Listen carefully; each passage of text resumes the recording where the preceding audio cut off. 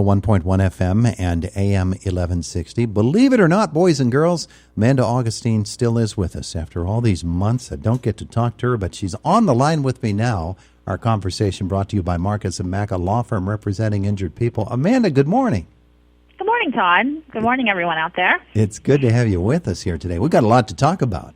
I know. I really want to talk about the change of season and just we've all been cooped up and how do we really get back on track. Yeah, well, that's one of the things that we've been talking about is the fact that people have been, I think for the most part, doing a much better job in the last 2 or 3 months than they did in the first months of the pandemic, because at some point, everybody reaches that point where they say, I got to get out, I got to walk, I have to do something, and so they do. And they get the chance to go outside. They exercise a little bit. Now we're getting to the season where we're moving indoors again because it's going to get cold. It's going to get rainy and wet. What do we do, Amanda? Well, fall can be a great time to get back into a routine, and it's also a great time to start a fitness plan. So as you kind of talked about, we've all been a little off track this year. So why wait until January? You can set yourself up for good habits before the winter months. Did you know, Todd, it takes almost 1 month to create a new habit or a training regimen, 21 days to be exact. Really? Yeah, so starting now allows your body to adjust to the new training before winter and creates opportunities for being successful with your exercise goals. But remember, always check with your physician prior to beginning a new exercise regimen. I'm sure that they will be delighted with your decision to become more active, but just double check with them if you have, heart condition, lung condition, anything, just to be sure it's safe for you to begin a new exercise program. Yeah, one of the things about it that I think of is that there are certain things you have to be quite aware of right from the start when you start a new program. If you're outdoors, you're aware of curbs and you're aware of wet surfaces and things of that nature, and you could fall there. But you could fall just as easily indoors if you're running on the wrong surface or wearing the wrong footwear, couldn't you? Sure. Yeah, absolutely. So, most important things about starting an exercise program are your shoes. So you want to pick a shoe that is comfortable on your foot and gives you good support, whether, you have one type of foot pattern or the other. There's lots of great places you can go, even online, to read about different types of shoes. And you don't have to spend a lot of money either. So sometimes the most expensive shoes aren't the right shoes for you. Yeah, you're right. Just remember that fall is such a beautiful time of year with the crisp leaves on the ground, changing autumn colors, breathe in the air. So make the most of it.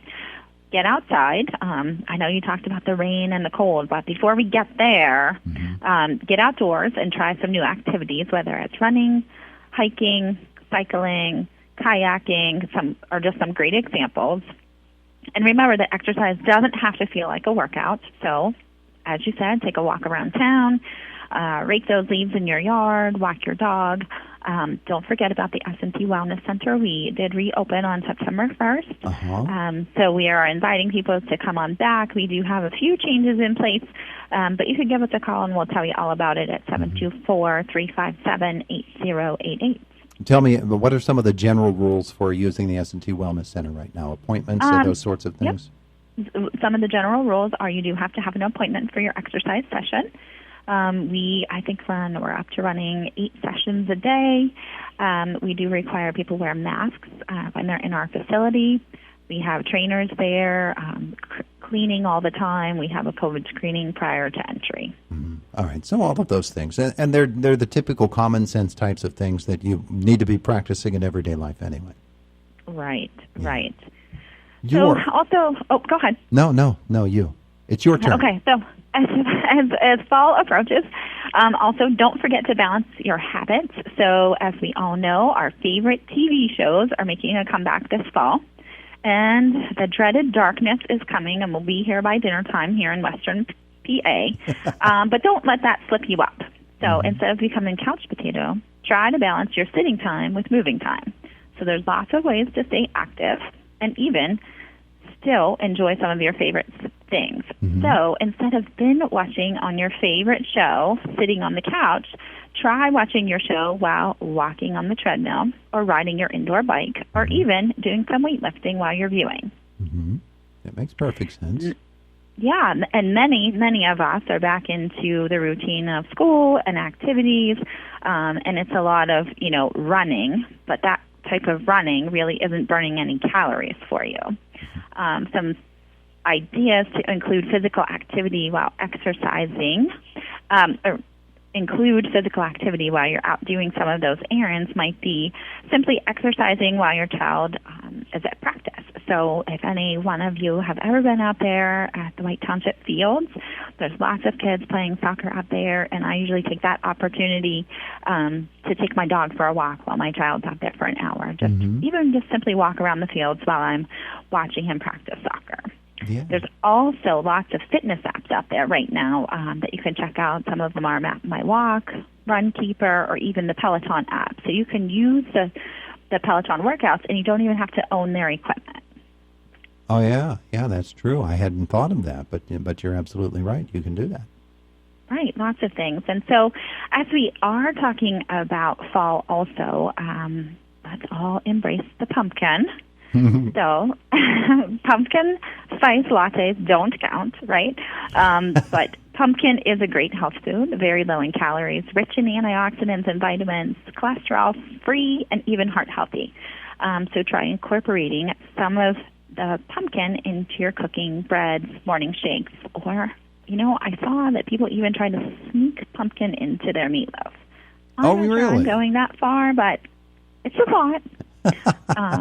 So this great antioxidant-rich food can help you stay healthy and breeze through the winter season. Yeah, well, you're right. You're right about that. And you're also right about the fact that fall is a beautiful season of the year to get outside. Even though the air is cooler, that doesn't harm you in any way. It's when the air gets really frigid that you want to be extra careful, but there's a lot of time between now and then.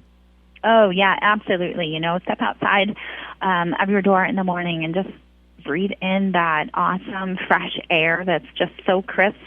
Of course you need to dress appropriately, dress in layers. We all know when we go outside in the mornings now, you might need your lighter winter coat, but by the afternoon, you can shed that off and just be out walking around. Now, Amanda, we started talking about people who really haven't been exercising and might be starting a program for the first time. You don't want to start full speed. You want to do the proper stretching, and that's very important. And you don't want to start by running a marathon. You need to do it on a program. It's really best one done on a program, isn't it? It is. So always keep in mind that if you have not been physically active, you just want to start slow. It is recommended by the American College of Sports Medicine to be physically active 30 minutes per day.